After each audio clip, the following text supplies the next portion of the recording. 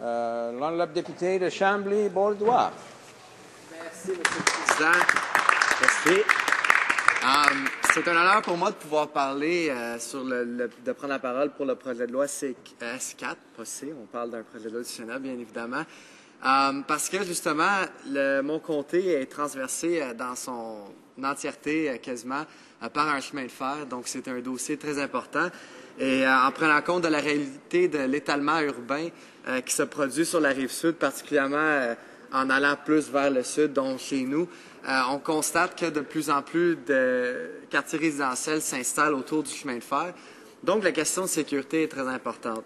Mais avant de continuer, j'aimerais tout d'abord remercier deux de mes collègues pour leur travail dans le dossier. C'est la députée de Cléry-Spadina, mais également l'ancien porte-parole, le député de Western Arctic, qui a fait beaucoup de travail dans ce dossier. À l'époque, c'était un projet de loi émanant de cette Chambre, qui est malheureusement mort au feuilleton au moment de la dernière élection. Pour commencer, j'aimerais parler, on parle beaucoup de la sécurité, surtout récemment en vue de la tragédie qui s'est produite à Burlington. Et j'aimerais profiter de cette opportunité justement d'offrir mes condoléances à ces gens-là et à mon confrère, le député de Burlington.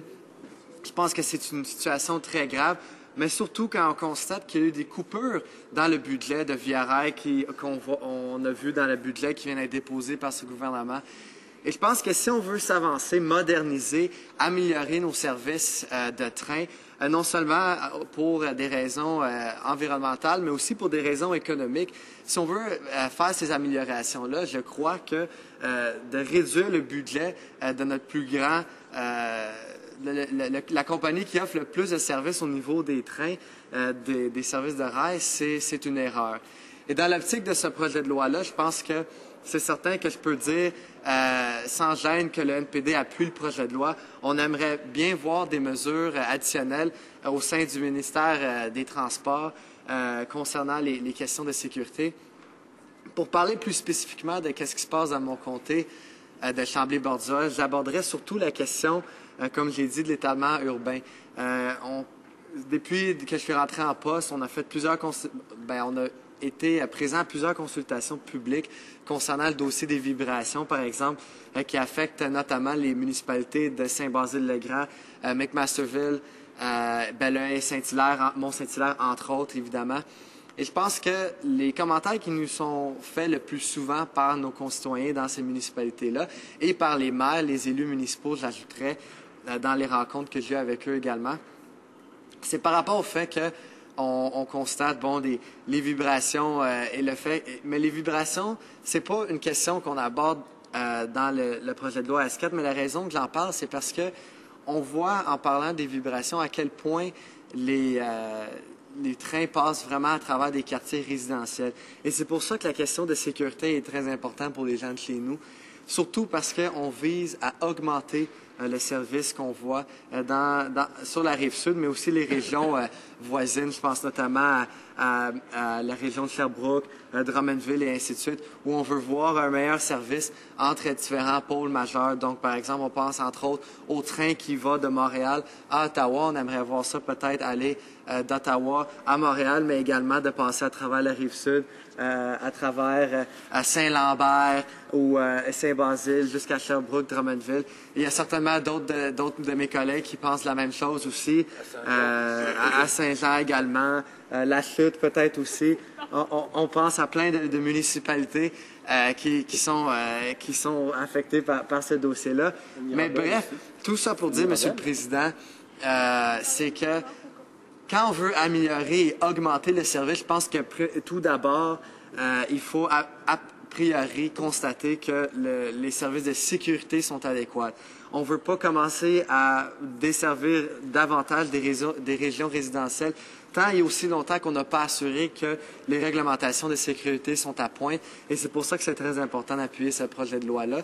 D'ailleurs, je prends l'opportunité de dire qu'on croit même au NPD que c'est des mesures qui auraient dû être mises en place il y a beaucoup longtemps. Malheureusement, avec des élections et ainsi de suite, ce n'est pas le cas, mais on aimerait voir ce projet de loi adopté le plus rapidement possible. Dans la même optique, je pense qu'il y a aussi la question de modernisation. Quand on parle de l'aspect la modernisation, pardon. Je dois être en train de pogner le rhume qui fait le tour partout en ce moment. Pardon. Mais quand on parle de modernisation, un des volets les plus importants, c'est le volet économique. Si on veut moderniser, il faut qu'il y ait une utilisation du service, mais il faut aussi avoir comment je pourrais dire, il faut avoir des prix abordables pour les gens qui vont utiliser le service. Dans cette optique, il faut dire que si on veut que les gens utilisent le service davantage, même avant qu'on parle de prix, il faut parler de sécurité. Il faut que les passagers soient à l'aise d'utiliser nos services de train qui sont tellement importants dans notre pays, d'un bout à l'autre, et particulièrement au Québec, et comme je l'ai dit dans ma circonscription, où on a, dans le noyau de notre comté, un chemin de fer très important. En assurant la sécurité, on assure aux passagers qu'il n'y a pas de risque à utiliser le train. Moi-même, j'utilise le train 99% des fois que je descends à Ottawa. Je profite d'utiliser le service de train qui est très rapide, très confortable. Mais on veut vraiment, comme je l'ai dit, s'assurer que quand on le prend, c'est sécuritaire. En général, la majorité du temps au Canada, on s'est doté d'une belle réputation au niveau de la sécurité. On ne veut certainement pas dire le contraire. Il y a eu des tragédies. C'est l'exception plutôt que la règle. Mais une fois, c'est une fois de trop. Et je pense que c'est pour ça qu'il faut profiter de l'occasion pour mettre à jour les lois qui sont déjà là et les améliorer et donner plus de pouvoir au ministre des Transports. Et c'est un des objectifs qui serait accompli par ce projet de loi. Donc, en continuant dans le même point, je pense qu'en améliorant la sécurité, on assure que les gens vont continuer à utiliser le service. On assure que quand on demande aux gens d'utiliser le service davantage, que c'est un service sécuritaire. En faisant ceci, je pense que ça nous donne les moyens et l'intérêt au sein de la population pour moderniser le service de train aussi. Et merci beaucoup. Et en améliorant le service, ça nous donne l'opportunité de justement procéder à une amélioration, une modernisation pour vraiment mettre nos trains à un niveau de ce qu'on voit par exemple en Europe. Moi, je peux vous dire, Monsieur le Président, que quand je constate les commentaires qui me sont faits et par mes concitoyens et par mes confrères et consoeurs élus, particulièrement au niveau municipal avec qui j'ai eu le plaisir de discuter au sein d'une rencontre qu'on a eue juste avant notre tour en Chambre au mois de janvier. Dans les conversations qu'on a eues, on a parlé de cette modernisation-là pour réduire le temps des voyages, pour que ce soit des voyages plus rapides, pour que ce soit des initiatives encore plus vertes. On s'entend que le train, c'est déjà, comme VIA l'a dit, un choix vert, pas pour vouloir trop emprunter leur slogan, mais en même temps, je pense qu'on peut prendre des pas dans la bonne direction à ce niveau-là. Et en ayant une collaboration entre les différents acteurs, je pense que c'est comme ça qu'on peut améliorer ce service-là. Mais en même temps, la sécurité, c'est la question numéro 1, comme j'ai dit, Monsieur le Président. Je ne peux pas mettre assez d'emphase là-dessus. Il faut adopter des mesures de sécurité adéquates. Il faut s'assurer que des tragédies comme qui se sont produites à Burlington, entre autres, ne se reproduisent pas pour être certain qu'on se trouve dans une situation où les gens se sentent à l'aise d'utiliser un service et que ça va nous permettre justement de procéder dans ce sens. Je dirais aussi, Monsieur le Président, pour terminer, que j'ai parlé plutôt des vibrations qui ne sont pas nécessairement la question qu'on traite dans ce dossier. Il y a aussi d'autres mesures de sécurité dont on pourrait penser. La raison que j'aborde ces questions-là, c'est que c'est un dossier de sécurité, mais même pas juste la sécurité des passagers, mais aussi la sécurité des environs. Je pense que quand on parle de trains, de chemins ferroviaires, il faut aborder des questions de sécurité, mais pour non seulement les gens qui utilisent le service, mais aussi pour les gens qui sont aux alentours du service.